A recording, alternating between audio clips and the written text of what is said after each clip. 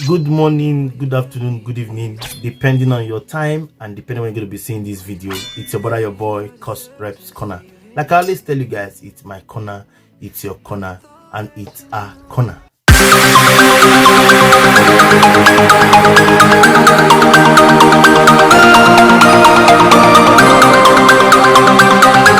Results. Ordinarily, they expected that we jump to the street so they can take advantage to damage our evidences and cause social unrest. But we truly beat them to that game. Ours is to remain resolute, determined, and focused towards reclaiming our mandate that was stolen, which by God's grace we must surely recover. We never expected the journey to be smooth or free from challenges, but we are ready to face the storms, however lengthy and tortuous it may be, as long as we regain our freedom and restore true democracy in Nigeria. On a specific note, we have an election on Saturday, 18th March 2023. The governorship and state houses of assembly election across the country. This election have given us another opportunity to identify true obedience. It is important to note that the Labour Party stands by all its candidates in the election across the country. But of more significance is that our protest against the electoral fraud on 25th February 2023 begins on Saturday, 18th March, at all the polling units across the country. In the last election, they said we are 4 persons tweeting in a room. But to their shock, we took over the space. And despite all the fraud, they were able to allocate over 6 million votes to us, even when they know that obedient are more than 15 million people having PVCs to vote. We must protest by coming out en masse to cast our votes for the Labour Party governorship and houses of assembly candidates on this Saturday. This simple assignment is the first step in telling the world that Labour Party truly won the election of 25th February. Let's show opposition that we are resolute in the project of taking back our country. We must at least capture Lagos, Rivers, Enugu, Edo, Plateau, Benue, Taraba, Abia, Anambra, and in fact, all the south, and southeast states in this coming election. This we must do to prove that we are irreversibly obedient, and we must stand up to challenge the status quo. And I beg all the youth, all the security agencies, and some INEC officials who are opting to be ready tools in the hands of the old order politicians to think twice. Do not join in oppressing and intimidating Nigerian youth. Do not join, I repeat, in oppressing and intimidating Nigerian youth at the polling units across the country. The life and future of Nigerian youth matter, and that is why we are becoming more obedient. Enough is enough.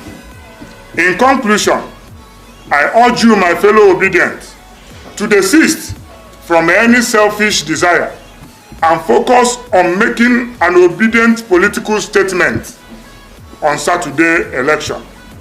Despite your choice of candidates, come out and use this opportunity to prove that His Excellency Mr. Peter Obi, the president we know, the waiting president of Nigeria, truly won the election. God bless our president in waiting, Mr. Peter Obi, and Vice President Dr. Dati Baba Ahmed. God bless the obedient. God bless Nigerian youth, and God bless the Federal Republic of Nigeria. He is not in any alliance with any political party with respect to this election on Saturday. We are going into this election, in fact, to make a statement. All our candidates, even places we do not have candidates, Anywhere we have Labour Party on the ballot paper, we will vote for Labour Party. And I urge all Nigerian youths to take advantage of this Saturday's election to prove that they truly voted for Labour Party in the last election. So there is no alliance with any political party. All we know is Labour Party. And that was why I mentioned in my statement that every obedient should forget about selfish interests and focus on making a statement on Saturday. Because the world will watch and see if truly Labour Party has become a movement, of which it is currently in Nigeria. Thank you so much. I think that is why we have called for this press briefing.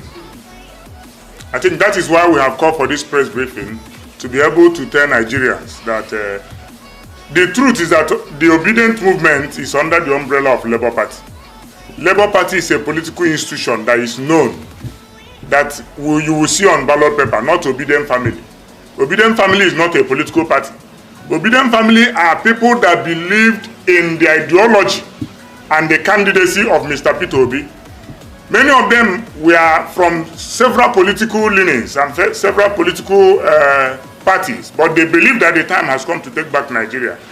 But for the purpose of the injustice meted on that candidate they believed in, they have to vote Labour Party on Saturday. So for those of them that are endorsing any other political party, it is not Labour Party that endorsed any candidate. Obedient whatever, support group whatever, may go and endorse any candidate. But the Labour Party that I belong in as a political party have never and will not endorse any individual. Thank you. If you listen very carefully during the press, when I was reading from my document, I mentioned that Lagos is critical and Rivers is critical. And we are not joking about it. We are taking back Lagos. Yes, obedient youths in Lagos have also determined. And that is why I'm concluding with this, because I've been in contact with a lot of youth groups, associations that are youth-oriented. And we have made up our mind to deliver Lagos to Labour Party. At least it's one of the statements that 2023 election will be left with. Same thing happens across the country where we have governorship candidates. Because those of them that were cross-carpeting, like I said recently in a press conference as well, a lot of people thought that 2023 election will be like the previous election. And that was why they didn't take Labour Party serious. They were saying that we are just 4 persons tweeting in a room. Before they could understand it, the wind have already swept them away, and that was why they resorted to the last thing, trying to rigging the election, because they saw that there was nothing else they could do. So for those of them that we are cross-carpeting, you are aware that in Nigeria, we have political marketers. We don't have men and women with political ideology. We have people that wait for every 4 years to go and buy and sell in politics that will sustain them for the next 4 years. But going forward, I can assure you that this 2023 election have opened them up. Nigerians have known them.